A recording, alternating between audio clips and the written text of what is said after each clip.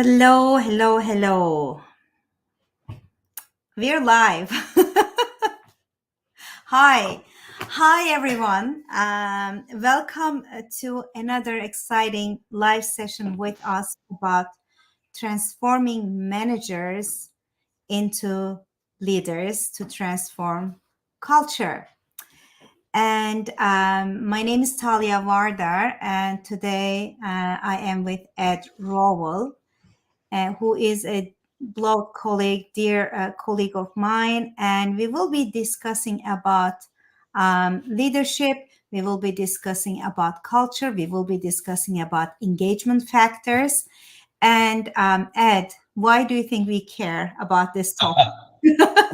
Oh my gosh. It's very personal for me.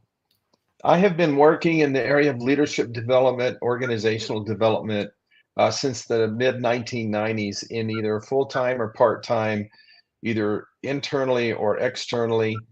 And I just see how many organizations struggle. I mean, on some days, I just wonder how we ever get anything done. It seems like we're all just struggling to get by. And so I really have come to a core belief that leadership, the ability to lead, a correct understanding of leadership, and the responsibilities of leaders that are different than managers. That's how organizations get better from survival to mediocre, from mediocre to good, from good to great, as the book said. It's not easy, but there are things that any organization can do. I spend my time in three arenas. I do consulting for organizations around culture, around succession planning, and around vision and values. And we'll talk a little bit maybe later about establishing cultural values. And then I do leadership training. So the consulting, and executive coaching. So the consulting often opens the door for training opportunities and executive coaching opportunities. So those are like the three legs of the stool that I have built my practice on. I've worked with some great companies. I have worked with companies long term and seen them progress as they start paying attention and building into leaders, spending money on leaders, investing in their people. So it matters a great deal to me. Thank you. Thank you. As we start, by the way, before I explain why I really care about this topic, I would like to tell everyone how this 1 hour works. We received some questions from the participants who signed up. And we will be answering those questions as we go through the slides and we explain some of the things that are important under this topic. And in the meantime, we don't see you, but you see us. If you have any comments or if any questions come up to you, please type in the chat box. We see your questions immediately and we will do our best to answer your questions and just interact with us and share your experience with us. If you're here, that means that this matter is important to you as well. So share your experience with us. And if you have any insights, please share them with us. We know that you're there. So just interact with us. And this session is broadcasted on LinkedIn and YouTube and Facebook as well. So, once upon a time, I was an executive myself. I was an executive for about 15 years, almost 15 years. And I had diverse teams. And I wasn't a psychologist then. I wasn't a therapist then. And I wasn't a coach then. So I didn't have the skills to interact and engage differently and skillfully. I mean, everything was intuitive to me. And what I witnessed during those years of my corporate executive years is people love their jobs. Most people love their jobs, but they don't either love the culture, or they have disagreements or conflict within the workplace. Something happens, and they just become quitters. And I mean, then later on in my later years after my corporate experience, when I became an executive coach, um, I spend my days by listening to the challenges of executives, challenges of managers. And I mean, combining my knowledge of psychology and what I hear and from the executives and from the managers in today's workplace is that still we can, after all that technology, after all that digitalization, we can still relate to these three factors that are core human needs. People want to connect, they want to belong, and they want to flow, they want to grow. So that's why it's important, and most workplaces are not aware those simple three core human needs. And we will explain in the coming slides uh, about the recent data about engagement, and we will be discussing that with you. And yeah, I think the upcoming slide is about employee engagement, and Ed has tremendous experience about this topic. Ed, what would you like to share with us? Share your wisdom with us. Well, for 20 plus years, the Gallup organization has been doing surveys on, and then publishing something called the State of the American Workplace. While it's primarily US based, these statistics seem to bear out in many other places. But it's asking a number of questions about people's experience with work, and then based on their answers, there are three categories. Engaged means I show up every day ready to give my best. I care. I want to do good work. I'm here to make a difference. Not engaged means people who are showing up and they're doing the bare minimum. The definition they have is doing just enough to not get fired. And it's staggering that this is perhaps over half the workforce. Now, individual companies can vary. This is across the broad spectrum. Um, in recent days, there's been a new phrase that's used for this: quiet quitting. People haven't really quit their job; they just quit caring. They realize, and it's usually based in a feeling that there's no reciprocity. I'm giving everything I have to the company. They're not treating me with reciprocal respect and value. Therefore, I'm going to just show up. This third category, actively disengaged, these are people who are toxic. They are actively trying to create disharmony. They are disruptive. And I usually tell leaders, these are the people that need to go be unhappy someplace else. Yeah. Because they're probably past I mean, I don't want to, I'm very optimistic about people in general, but when someone has come to this place in their current workplace, they may not be able to come out of it. However, the middle group, that's the group I'm most interested in. What would it take for those people to find motivation, internal motivation, to believe that their current employer is a good place to be, to feel valued? This is the group where I think leadership has the greatest potential to make a difference in the lives of people. Mm-hmm. And as I listen to you, what comes to my mind is um, the question that comes to my mind is, what would it take for organizations to create the mediums, to create the tools, to create opportunities for this group to move them from not engaged to engage. I mean, if this, like, and if you think about it, if since like in the last 20 years, let's say, if the engagement numbers are not have not been moving like in the different direction, what can we assume here? Does it mean that organizations are content with these numbers?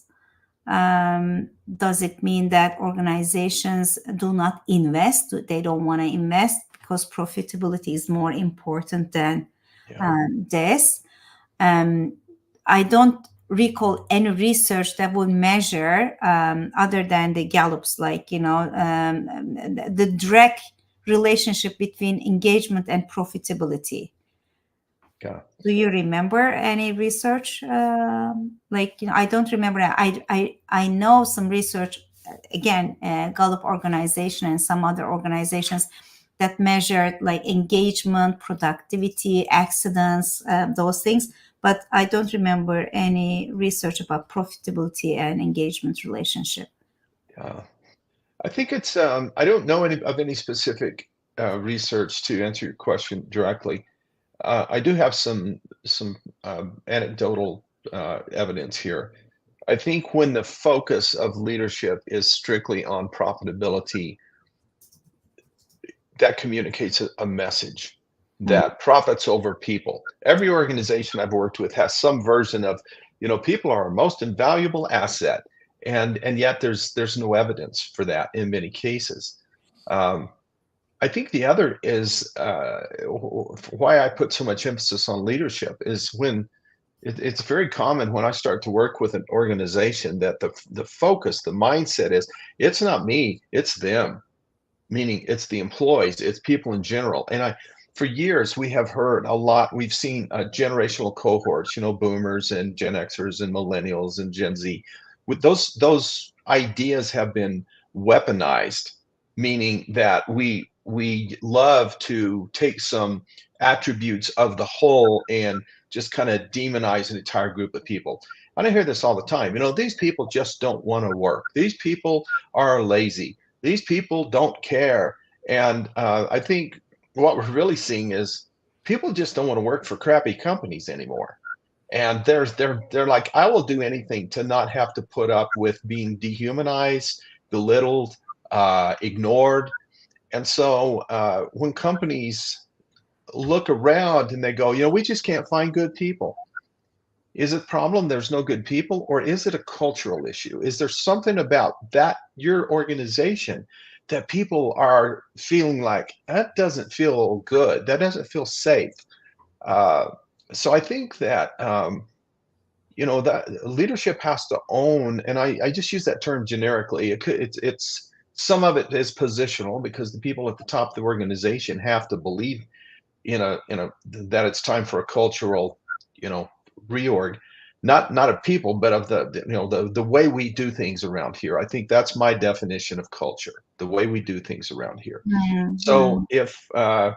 if those that are in the positions to make a change can own responsibility and say maybe it's not them, or at least even a starting point might be maybe it's not all them, maybe we have some responsibility to invest in our people, and maybe throwing every dime toward the profitability toward our shareholders, maybe that's not the wisest strategy. Maybe we'll overall be more profitable and healthier if we start to invest in people. Wonderful, thank you.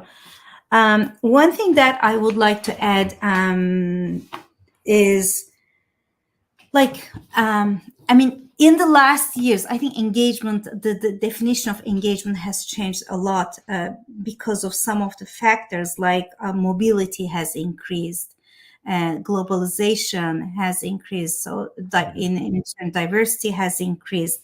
So that's why in our mediums for interaction like technology and digitalization has changed a lot. So one thing that is also important is when we define culture is how do people feel about themselves when they're doing their job, How do they feel about their job? Do they feel like they're contributing? And also, how do they feel about others in the workplace? Mm-hmm.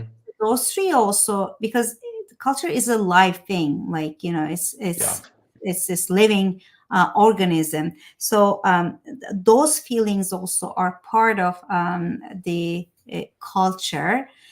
And maybe here it would be good to go to the next question, like, why is creating an engaged workforce important in today's reality? Because a lot has changed in the last 4 or 5 years. Can we please bring the next slide?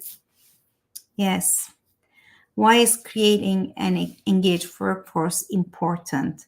So to me, like, when I list the things that has changed since I began working, like, which was many years ago. But the change is, we always said, like, oh, fast pace of change. But really, right now, what I'm hearing from managers and executives, and the HR human resources, the change is faster than ever. The pace of the change is faster than ever, which reveals itself, manifests itself as like decision making difficulty, because Mm-hmm. to forecast the future is more difficult than ever. That's why sometimes decision makers are challenged because it's so foggy, like the future is so foggy. And the other thing is, I mean, we discussed this with you at, like, really increasing pressure on profitability, profit Mm-hmm. over people. um, but profitability has become the main driver, really, for everything behind the decisions. And increased globalization, diversity of workforce. People are moving from one country to another, like refugees Mm-hmm. and immigrants, and then remote hires because of cost control, cost reduction, and hybrid work. All of those things really change the way we interact with each other, and that has direct impact on engagement. And the economies have changed, Yeah. and the politics have changed. There is a lot of conflict recently, so that has direct impact on the economies. And the way we do our work with the AI and everything else has changed as well. So, which results sometimes in increasing turnover, decreasing employability, and the talent has become more picky when choosing their employer, and commitment levels and loyalty has a new meaning. So all of this, when I am doing executive coaching, when I listen to, or like leadership development, listen to the companies, listen to the managers, that puts a lot of pressure on the Yeah. individual Yeah. manager. And believe me, the level of anxiety and burnout is so high. So we should really start, as organizations, to discuss, to have meaningful and authentic conversations about how do we create an engaging culture where productivity, profitability, and people orientation are balanced. Yeah. Yeah. A couple of thoughts there. Warren Bennis and Burt Nannis had an acronym, and the military was the first to use this. But they use the acronym VUCA, VUCA, stands for volatile, uh, uh, Um, uncertain, ambiguous, and complex. And that is the world we live in. There was a Canadian academic named Robertson Davies who had a great quote. He said, most people's idea of a preferable future is nothing more than a return to an idealized past. And I see this everywhere, especially, for example, in uh, after the pandemic, and we got kind of used to a dispersed workforce, and then as soon as it was safe, and even sometimes before, CEOs who wanted that security to pass said, okay, everybody back in the office. And a lot of people said, no, I'm not going to do that. I can be productive. I can be more productive without that, that big commute time. I like the quality of my life. I'm not going to do that. And people just don't know what to do with that. And it goes back to that fundamental lack of trust of our workforce. So talent shortages. I've done quite a bit of work in the built environment, construction, and engineering firms, and the talent shortage is huge. We still don't. I don't think we've still settled after the pandemic with these sort of collective trauma that put on people. And people are just barely getting by in some cases. And then, as I said earlier, the generational friction of wanting to blame somebody for the mess we're in. And many times it's whoever is the generation that's in the news. So the Gen Zs, millennials like to blame the baby boomers. The baby boomers like to blame the millennials. Someone said, well, what would it take for millennials to develop into leaders? Hey, the millennials are in their 40s now. They're already leading. They're already, in many cases, I'm working with a CEO who's 41 years old. So we just have to kind of get past some of the things we believe to be true and get down to what can we do to make this place, our workplace, a place that people want to be, where they're willing to give their best because they feel that it matters. That's really why this is so important here. Thank you. Yes. And you spoke about this. I think Jaren, I think Yeah. she's one of our students with one E at the end, like her name is Jaren. She asked this question: how do we coach to develop millennials and younger as future leaders? Maybe we speak about this later. What do you think? Or now? Yeah. Well, I can just speak very quickly to it. It's just a matter of being intentional. In many organizations where there's not a lot of turnover, there are no opportunities. And the idea is you just do your job, and maybe if you play your cards right, in 10, 15, 20 years, you'll get an opportunity. And that's kind of the way it was. Well, today we're seeing tremendous movement in the workplace because of the size of these generational cohorts, the Gen X generation being the smaller cohort. You're seeing in some cases the power, the authority, the leadership shifting from the boomers to a millennial generation. And you have to be intentional about their development. You can't just hope it works out. So creating development plans, being able to help people, give them opportunity. One of the things in research that was done at the consulting firm I was with some years ago, this was 10 plus years ago, but the research said that the emerging generations coming in the workplace want two things. I want to know, is there a place for me here? People like me, however you want to slice that, women, diverse populations, is there a place for me? And second, is there a plan for me? And if that is the case, you'll get a lot of loyalty from people. But I want to know that I'm not going to be stuck here as a worker bee for the next 30 years. So being intentional, and you can get specific with things like competency modeling is a tremendous way to identify the needs of specific positions and then create development plans around those competencies, that kind of thing. Mm-hmm. Thank you, Ed. Um, Can I say one more thing about the question, since we already answered it? A few things that come to my mind. First of all, I mean, this is a mindset. And from a corporate perspective, I mean, we really need to facilitate a common understanding of what diversity means. That covers like the millennials, like generational differences, that covers race, ethnicity, everything. And really stop seeing different as a threat. That is still a common understanding. Like, when the others are different than us, the subconscious tendency is like, okay, I don't know how to deal with this person because they're different than me.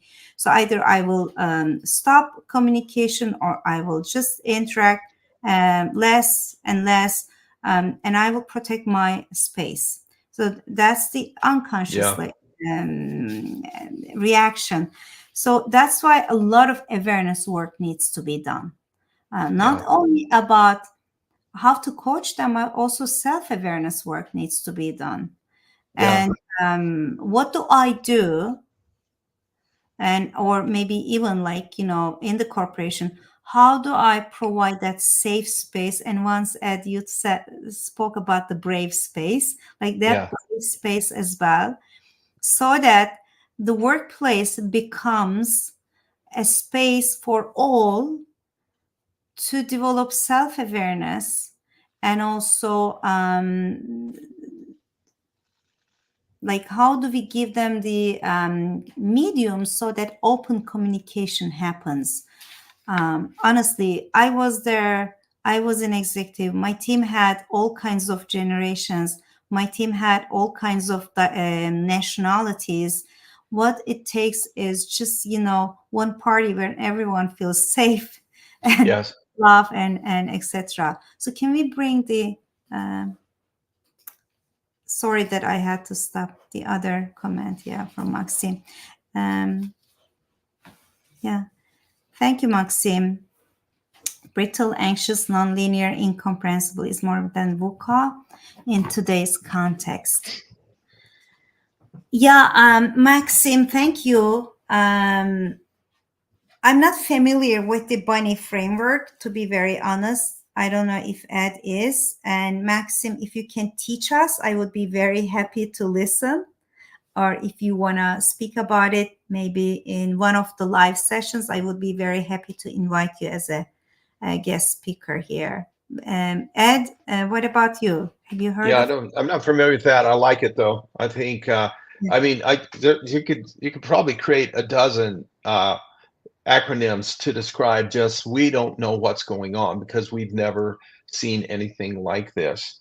Um, I I think that's going back to that quote that I used. We all It's human nature to go back to what was safe or what we perceived as being safe in a time of rapid change, of uncertainty, of anxiety.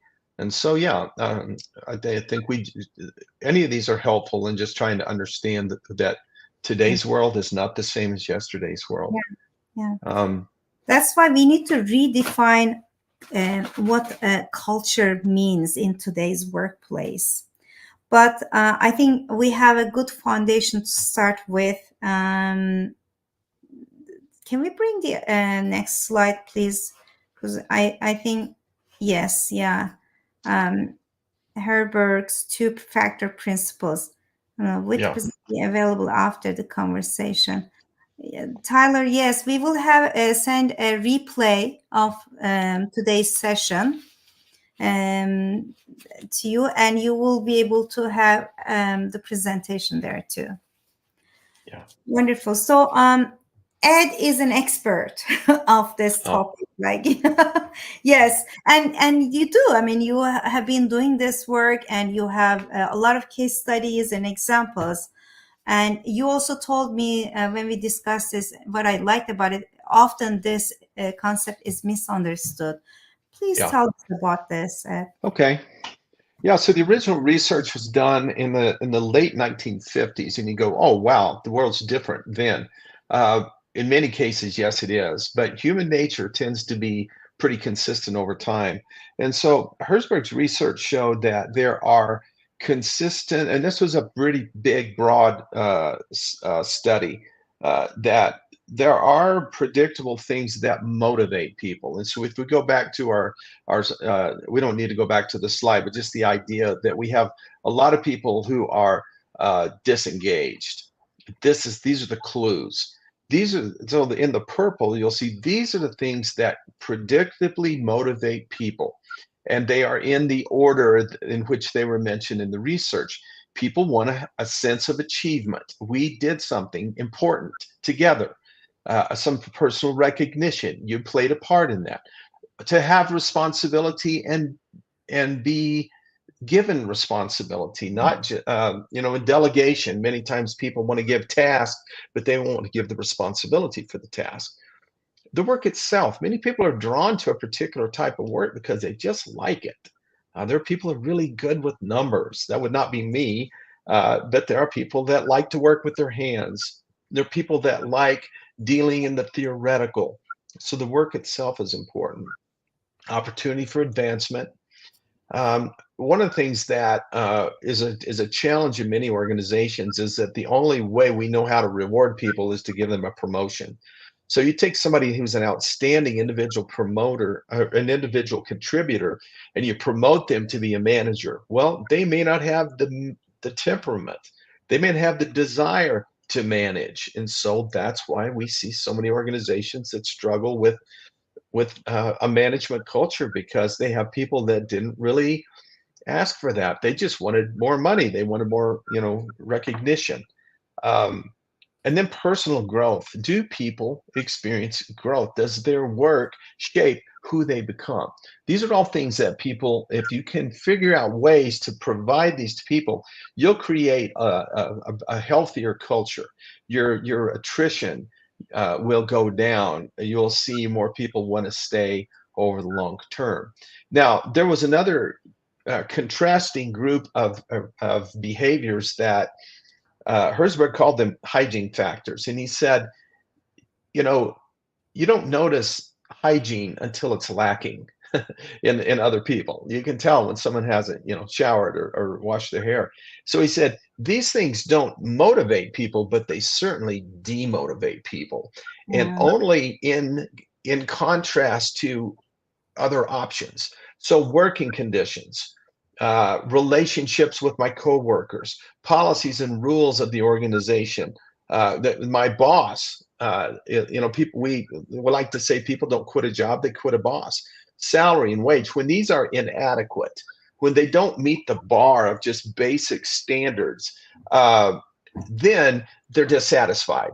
So you can give people a raise, going to that bottom one, and they'll be happy to get the money, but it doesn't necessarily mean they're going to be more motivated. In fact, in many cases, like, finally, I mean, I still don't, I finally someone's giving me what I deserve. It doesn't motivate people to give more. Sometimes I heard a story 2 days ago from a manager, and the conversation was about mistakes that we've all made, those of us that have hired people.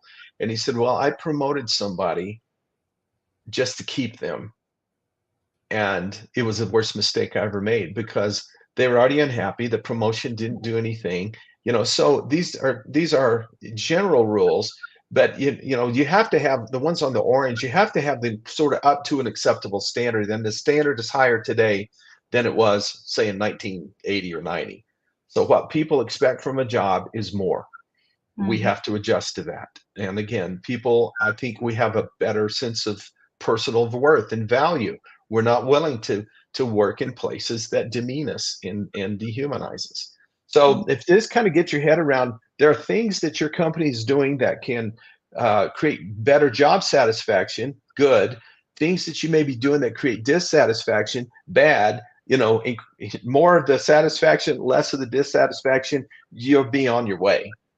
mm, mm. It's very nice. And just thinking about, as I listen to you, I'm thinking about some of the companies that I've been working with as a coach, as a facilitator, etc. Just turning these them in my mind into case studies. And one thing that comes to my mind is in some of the companies that I work with, HR, human resources, really plays a crucial role.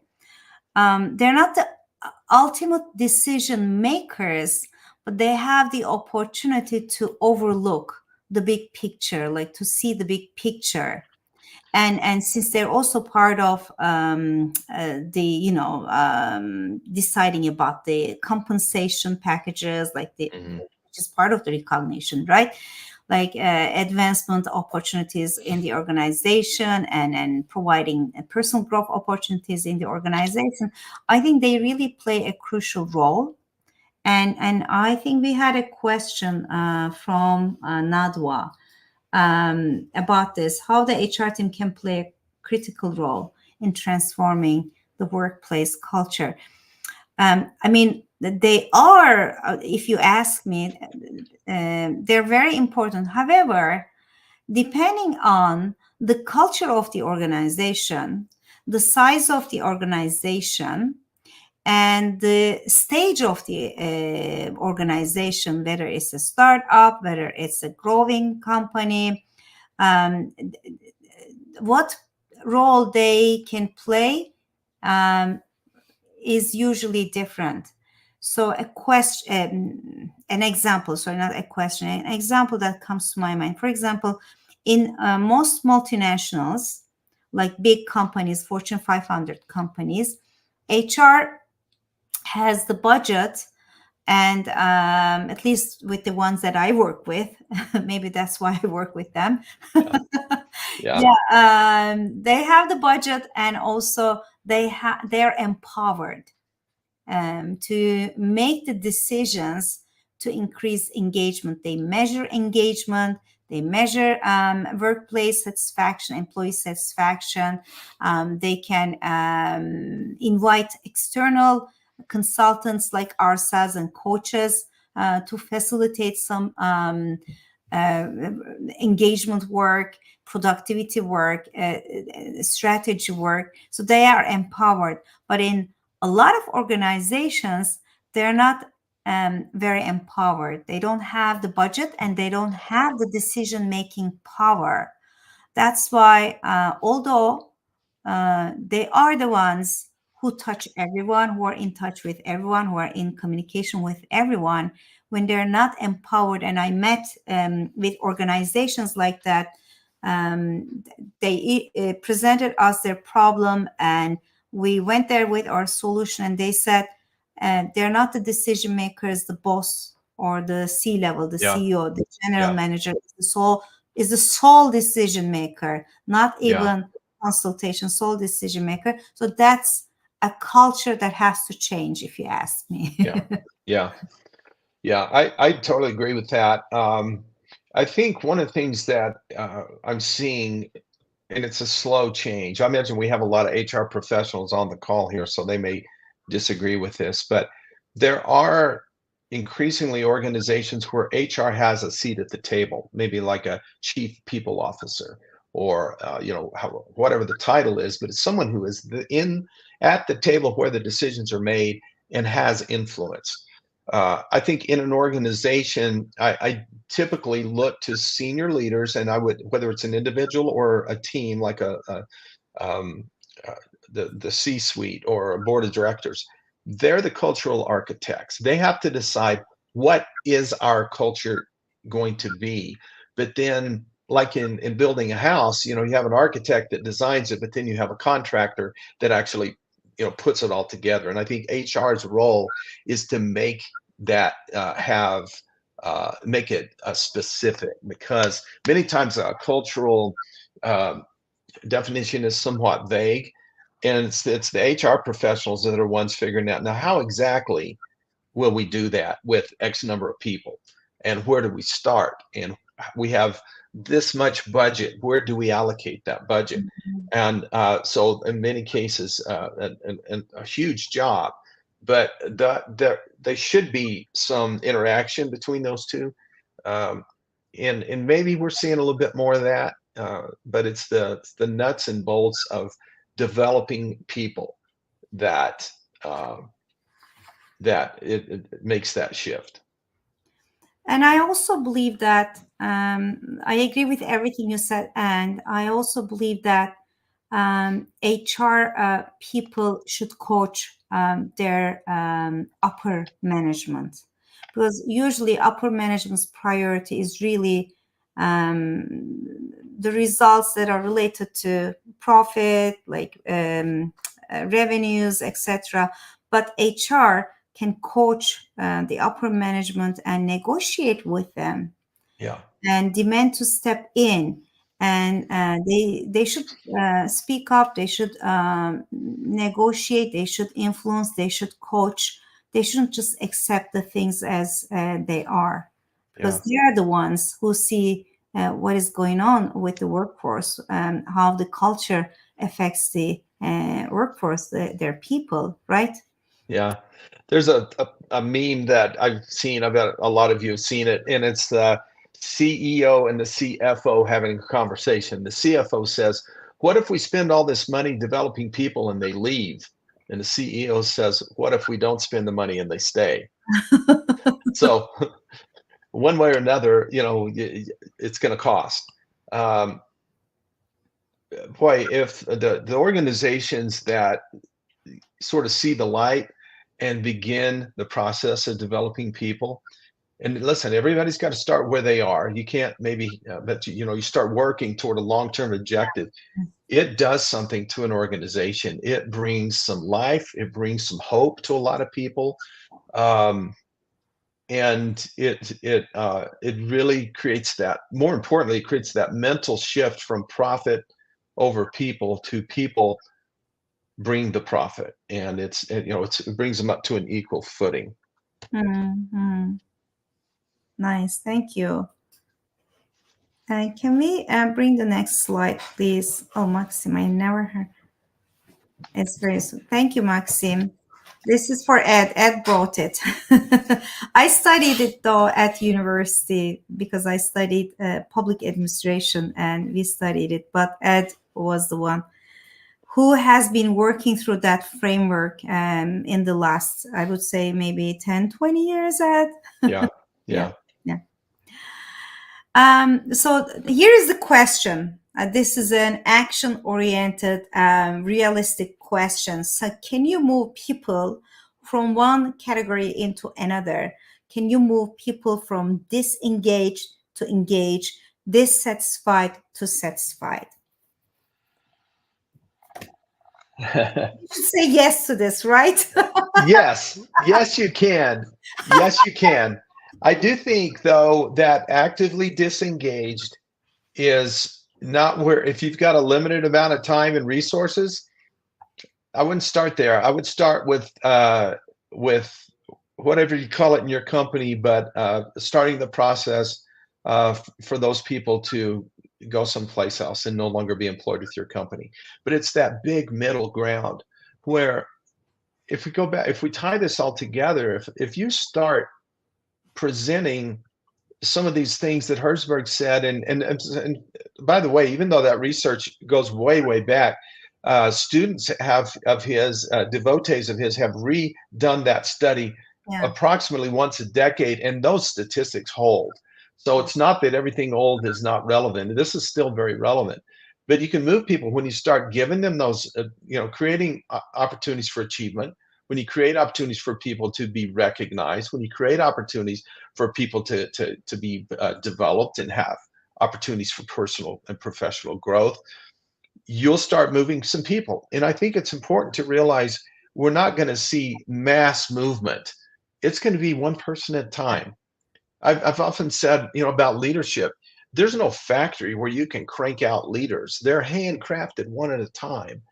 And even if you have a large organization, if you can begin to move people individually, you sense someone is dissatisfied, have an honest conversations. What can I, I'm the manager. What can I do to help you feel, more valued, to make you feel like this is a place for you? And then listen. Sometimes it's things that are out of your control. And let's be honest, let's not try to, say things that we can't back up, but people want to feel heard. You said this earlier. People want to feel heard. They want to feel seen. And if we can get back to the basics of human interaction, I think that's a lot of it. So many Hmm. people feel like a number. They feel like a cog in the wheel. And when we can humanize the workforce again, we'll start to see people drift into that more fully engaged category. It's wonderful. Thank you. And I mean, to me, also, what is very important is the effort should be systemic, and it should Yeah. be part of Yeah. overall strategy.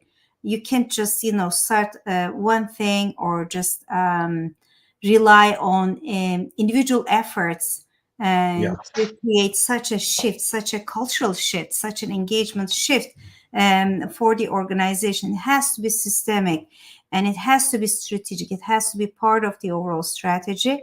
And also, to be very honest, I believe that um, it has to become part of the KPIs.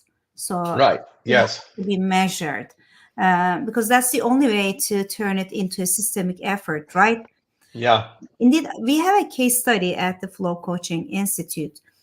Um, we um, we work with organizations based on after they measure the employee satisfaction. There are some research and surveys that organizations internally use.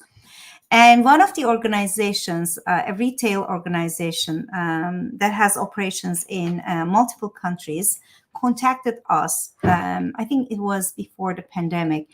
And they shared with us their employee engagement survey.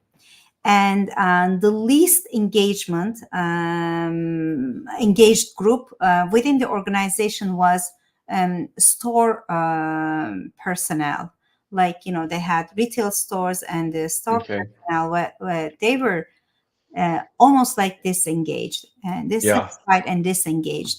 And there are some, facts about it because of the profile, education, young age, let's say, etc. But they didn't know what to do. And we offered them a systemic effort of creating a mentoring program. Yeah. But we said, you will not stop, no matter what. We said, you will give it at least a year to measure the results, and then it will become part of your KPIs. We said that we negotiated for it, and then we said you will create a succession plan through this mentoring, and they Yes. promised to do these three things. And we trained the store managers as mentors. We gave them skills.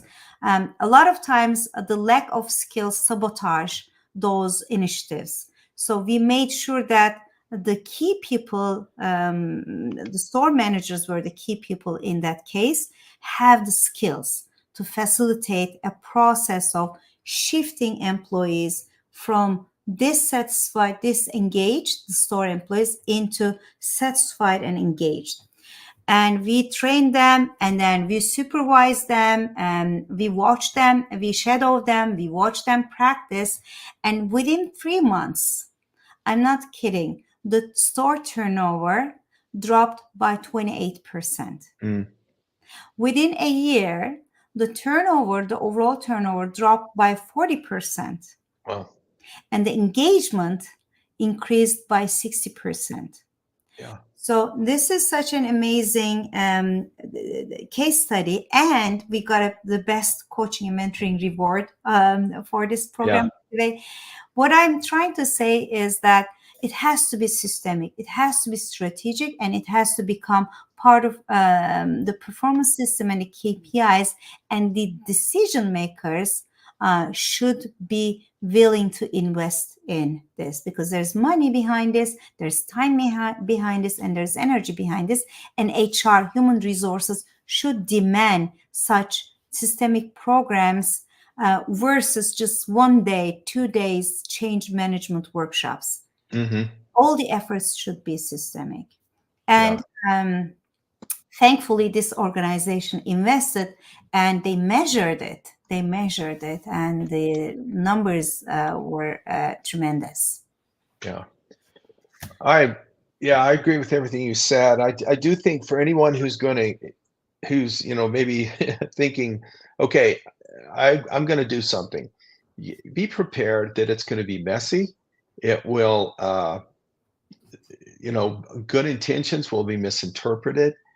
For example, you can't you can't sort of give everybody opportunities all at once because you got limited money. You have limited who's going to, you don't have enough mentors. Yeah. So Yeah. you'll have to decide. And some people, just depending on the language that you use, some people will feel it's some favoritism. Some people will feel that it is uh, uh, you know, oh, how come they're a high potential? You don't think I'm a high potential? Those kind of things will happen. But you start where you can, you communicate honestly, consistently. If you're not committed to the long term, don't even start. Don't, if you're going to do an employee engagement survey and just look at the survey and go, huh, people are still unhappy, don't even bother, Yeah. because people will be expecting, if the first one, if everybody says this is a problem and nothing happens, it's never mentioned, the next time you do a survey, your participation rate's going to drop dramatically because people are like, it doesn't matter, no one's reading this, no one Yeah. cares. So I mean, it's a you should take a deep breath and say, are we committed to this thing for the long haul before you engage in this? Yeah.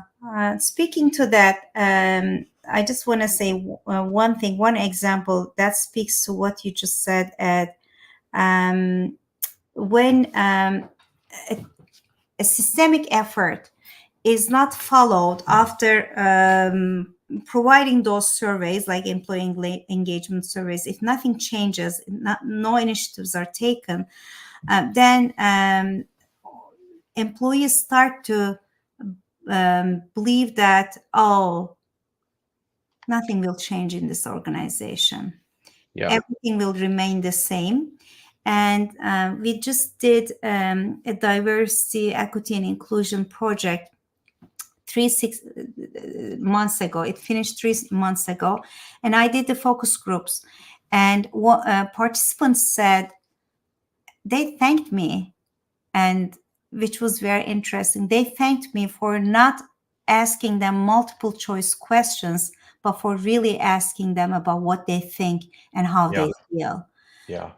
Because they said that, they had every year there is an employee engagement survey, and they answered it, and then nothing happens. So don't Right. do it. I totally agree with you. Don't do Yeah. it if you're not going to follow up, or if you're not going to introduce initiatives addressing the results. And Yeah. don't do it if you're not going to be transparent about the results. Yeah. I think that is one of the big challenges we face, is that there's so much cynicism because we say one thing and do another. Let's get Tyler's comment up here, I saw, because I love this. yeah, I'll give an example. Tyler's. The first comment about yeah. So I was coaching a guy in Houston, Texas, and they had a person in their organization who, his piece of the business brought in about 75% of the revenue, and yet he was the most toxic leader. The way he treated people was terrible, and they wouldn't do anything about it because, well, he makes us a lot of money. And I remember talking to the CEO, who was a client, a coaching client, and he said, "Oh, well, I don't know if you heard, but Ben left us to go someplace else." I said, "Well, didn't Ben work for Will?" I'm making up names because I don't want to use the real names, but Yeah. and he said, "Well, yeah, but that didn't have anything to do about it." And I said, "Oh, okay. Well, but didn't," and I named like four other people that had all worked for Will that had left in the last year. And I said, "Yeah, the cost of letting him go would be high, but the cost of keeping him is high too. And you have to do both sides of the equation to understand that. Nothing will kill morale faster than having cultural or having core values. Every company has a plaque in the lobby or on their website with their core values. And when you have people that consistently don't live out those values, it sends a message. Oh, this is just words. It's a corporate exercise. It doesn't mean anything. So if you're not willing, again, if you're not willing to deal with people who violate those cultural values, don't have them, because your inconsistency is what's creating the cynicism. Yeah, I agree with you. And thank you, Tyler, for your insight. Yeah. Yeah. Yeah. So true. It's the way it goes. There's a reality check for Yeah, us. yeah. Can we bring the, yeah, that one. Oh, okay. And we have another question. How the HR team can play a critical role in transforming the workplace culture? I think we said a few things about this. Yeah. We spoke to this. Anything that comes to your mind that we haven't spoken about, discussed about? I can't think of anything. I think we did touch on that. Yeah, yeah, yeah. Yeah, we spoke to that as well. We answered this question as well, I Yeah. think. But maybe we can touch base to it, like when we cover the next slide. So the question is then why managers are important in as maybe the agents of the culture that have direct impact on engagement Yeah. is a question that we should all be asking. Why are people managers crucial? Yeah. Well, I think there is a fundamental difference between managers and leaders, but we use the terms kind of interchangeably.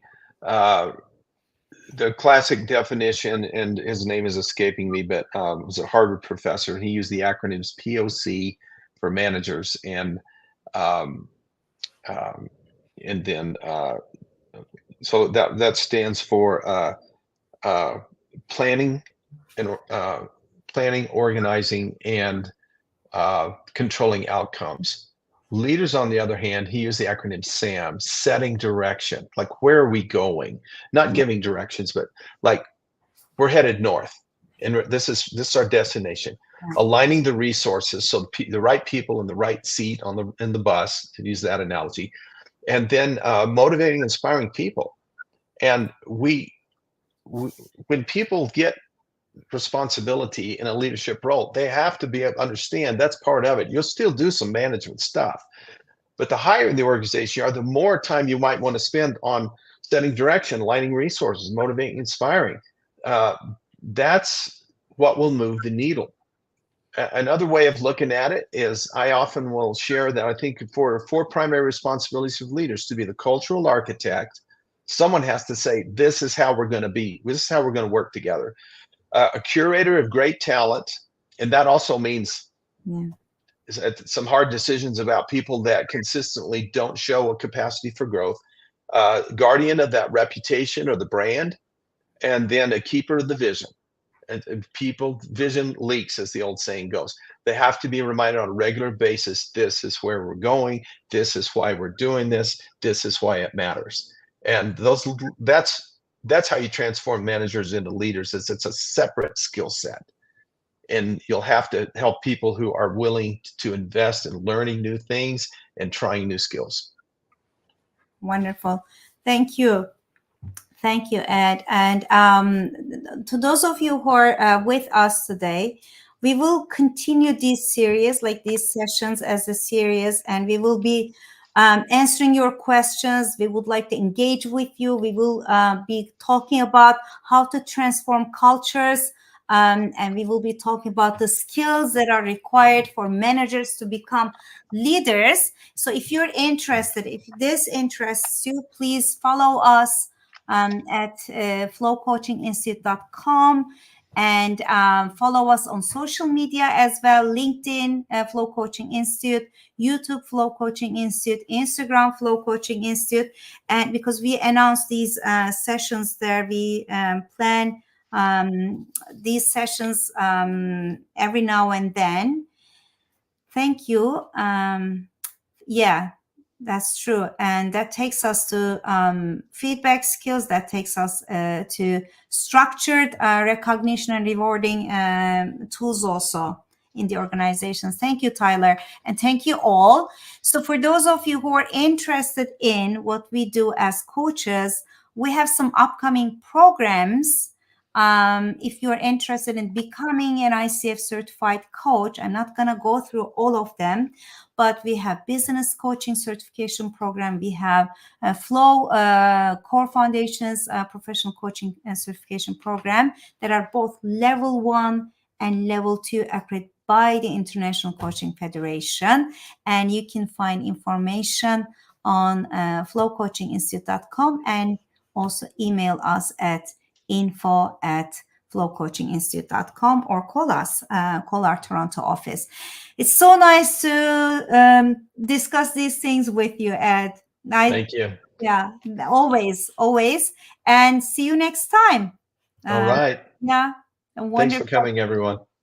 Thanks for coming, everyone, and thanks for asking your questions, sharing your insights, and also being with us today. See you next time. Bye.